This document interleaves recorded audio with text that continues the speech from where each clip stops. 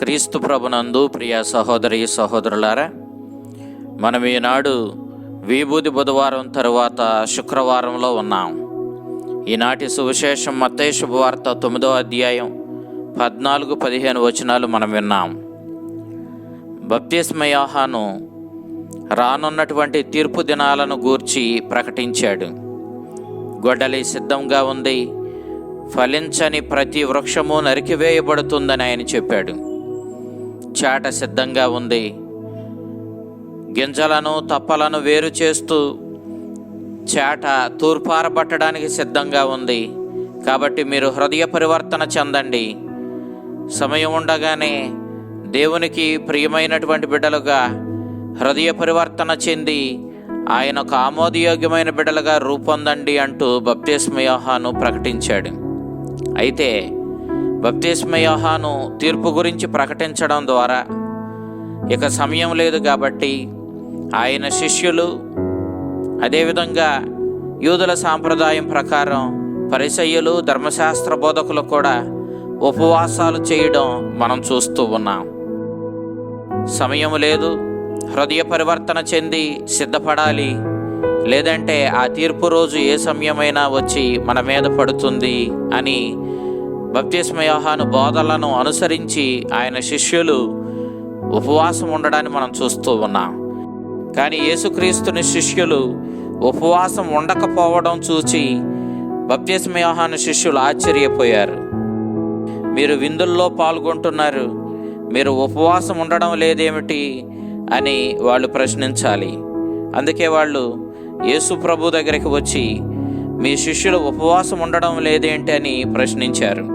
నిజానికి యేసుక్రీస్తు దైవరాజ్యం గూర్చి ప్రకటిస్తూ ఉన్నాడు. ఆయన ఇచ్చినటువంటి ఆ యొక్క ఆహ్వానాన్ని స్వీకరించి అనేక మంది పాపులు హృదయ పరివర్తన చెంది క్రీస్తు దగ్గరకు రావడం, ఆ విధంగా దేవుని దగ్గరకు వచ్చిన వారు అవ్వడం, వాళ్ళు క్రీస్తుని సందేశానుసారం జీవించడానికి తమ జీవితాలను అంకితం చేసుకొని దేవుని రాజ్యపు విలువలతో కూడినటువంటి జీవితం జీవించడానికి వాళ్ళు ముందుకు రావడం మనం చూస్తూ ఉన్నాం. అందుకే యేసుక్రీస్తు ఇక్కడ వీరు దేవుని ఆహ్వానాన్ని స్వీకరించారు కాబట్టి హృదయ పరివర్తన చెంది దైవరాజ్యపు విలువలతో జీవించడానికి వాళ్ళు ముందుకు వచ్చారు కాబట్టి వారు దేవుని వద్దకు ఆకర్షించబడిన విధానాన్ని చూచి ఆనందిస్తూ ఉన్నాడు. యేసుక్రీస్తు ఏమో ఆనందంతో విందుల్లో పాల్గొంటున్నట్లుగా మనకి కనిపిస్తున్నాడు. సహజంగా యేసుక్రీస్తు శిష్యులు కూడా ఈ యొక్క విందుల్లో పాల్గొంటూ ఉన్నారు. కానీ బప్తిస్మ యోహాను శిష్యులు ఈ విందులకు బదులుగా ఎక్కువగా ఉపవాసాలు చేస్తూ ఉన్నారు. దానికి కారణం మనం ఇప్పటికే చూసాం. తీర్పు అతి సమీపంలో ఉంది కాబట్టి వీరు ఆ తీర్పుకు సిద్ధపడుతూ ఉపవాసాన్ని ఆచరిస్తూ ఉన్నట్లుగా మనం చూస్తూ ఉన్నాం. ఇక్కడ విందు ఎప్పుడూ కూడా ఆనందానికి చిహ్నం, అది దైవరాజ్యానికి సూచన. ఇక ఉపవాసం ఉండడం పశ్చాత్తాపానికి చిహ్నం. నిజానికి క్రీస్తు ఎక్కడ ఉపవాసము చేయకూడదు, ఉపవాసం చేయవలసిన అవసరం లేదు అని చెప్పలేదు. మత్తయి శుభవార్త 4వ అధ్యాయం 1వ వచనం నుంచి 11వ వచనం వరకు మనం చూసినప్పుడు యేసుక్రీస్తు 40 రోజులు ఉపవాసం ఉండి సాతాను చేత శోధించబడినట్లుగా మత్తయి సువార్తకారుడు మనకి స్పష్టంగా చెప్పాడు. క్రీస్తుని బహిరంగ జీవితానికి ముందు ఆయన ఉపవాసం ఉన్నట్లుగా మనకి మత్తయి సువార్తకారుడు స్పష్టంగా తెలియచేశాడు. మనం సువార్తలన్నిటిలో చూసినప్పుడు ఎక్కడా కూడా యేసుక్రీస్తు ఉపవాసం అవసరం లేదని చెప్పలేదు. అంతే రీతిలో మీరు ఖచ్చితంగా ఈ విధంగా ఉపవాసం ఉండాలని తన శిష్యులకు యేసుక్రీస్తు చెప్పినట్లుగా కూడా మనం చూడం. యేసుక్రీస్తు ఇక్కడ వివాహ మహోత్సవానికి వచ్చిన అతిథులను ఉదాహరణగా తీసుకొని బప్తిస్మ యోహాను శిష్యుల ప్రశ్నకు సమాధానం చెప్తూ ఉన్నాడు. వివాహ మహోత్సవానికి వచ్చినటువంటి అతిథులు ఆ పెండ్లి కుమారుడు ఉన్నంతసేపు ఏ విధంగా ఉంటారు? చాలా ఆనందంగా ఉంటారు. ఆ పెండ్లి కుమారుడు వారికి దూరమైన సమయంలో వాళ్ళు విచారిస్తారు. ఇక్కడ యేసుక్రీస్తు దైవరాజ్యాన్ని స్థాపిస్తూ ఉన్నాడు. ఆ దైవరాజ్యానికి ఆహ్వానించబడిన వాళ్ళు, ఆ ఆహ్వానాన్ని స్వీకరించి ప్రతిస్పందించి ఆ దైవరాజ్యపు విలువలతో క్రీస్తుని అనుసరించి జీవించడానికి వచ్చిన వాళ్ళందరూ కూడా ఆనందంగా ఉంటారు. ఎందుకంటే ఆ దైవరాజ్యంలో ఆనందమే ఉంటుంది. బాధపడడానికి, చింతించడానికి అక్కడ ఏమీ లేదు. యెషయా గ్రంథం 61వ అధ్యాయం 10వ వచనం, 62వ అధ్యాయం 5వ వచనంలో మనం దేవుని రాజ్యము స్థాపించబడినప్పుడు ఏ విధమైనటువంటి ఆనందం నెలకొని ఉంటుందో తెలియచేయడాన్ని మనం చూస్తూ ఉన్నాం. ఇక్కడ దేవునిచే స్థాపించబడే నూతన యెరూషలేములో ఏ విధమైన ఆనందం నెలకొని ఉంటుందో తెలియచేస్తూ ఉన్నాడు. యేసుక్రీస్తు ఈ లోకానికి వచ్చింది ఈ దైవరాజ్యాన్ని స్థాపించడానికే. ఈ నూతన యెరూషలేమును స్థాపించి ఈ నూతన యెరూషలేమునకు మనల్ని అందరినీ ఆహ్వానించడానికి ఆయన వచ్చాడు. ఆయన ఆహ్వానాన్ని మన్నించి అనేక మంది పాపులు, సమాజంలో చిన్నచూపు చూడబడిన వాళ్ళందరూ కూడా ఆ దైవరాజ్యంలోనికి ప్రవేశిస్తూ ఉంటే, ఆ ప్రభు యొక్క ఆహ్వానాన్ని స్వీకరించి ఆయన వెంట వెళుతూ ఉంటే ప్రభు వారిని చూచి ఆనందిస్తూ ఉన్నాడు.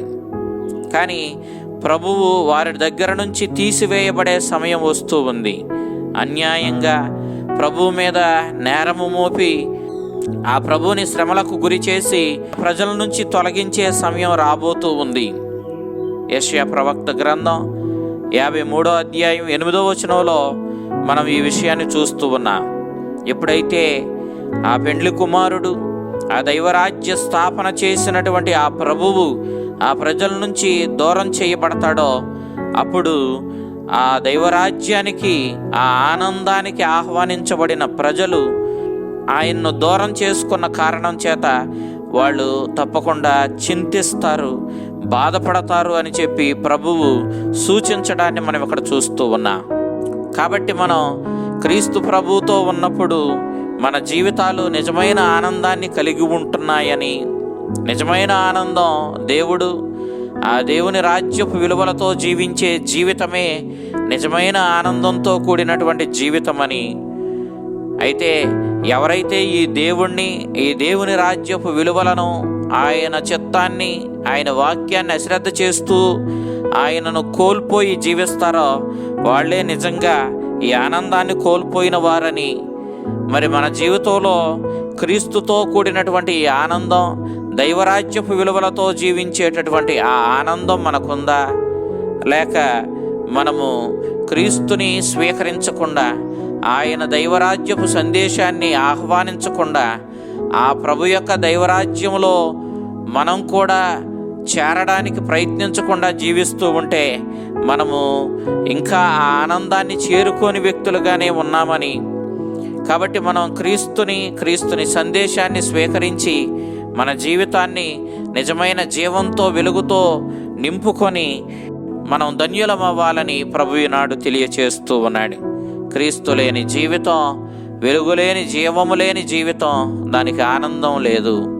కానీ క్రీస్తుని కలిగిన జీవితం అది ఆత్మీయమైన ఆనందంతో కూడిన జీవితం.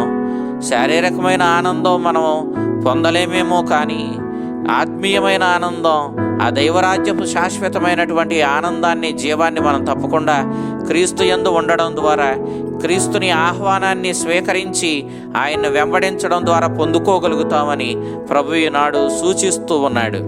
కాబట్టి మనం క్రీస్తుతో జీవిస్తూ, క్రీస్తుని సందేశానుసారము జీవిస్తూ ఆ శాశ్వతమైన ఆనందాన్ని, ఆ నిత్య జీవాన్ని సొంతం చేసుకున్న ఆ చల్లని ప్రభు మిమ్మలను తన రక్షణానుగ్రహాలతో నింపి శాశ్వతమైన ఆత్మీయమైన ఆనందాన్ని మీకు ఒసగి మిమ్మలను, మీ కుటుంబాలను కాచి కాపాడునుగాక. ఆమేన్.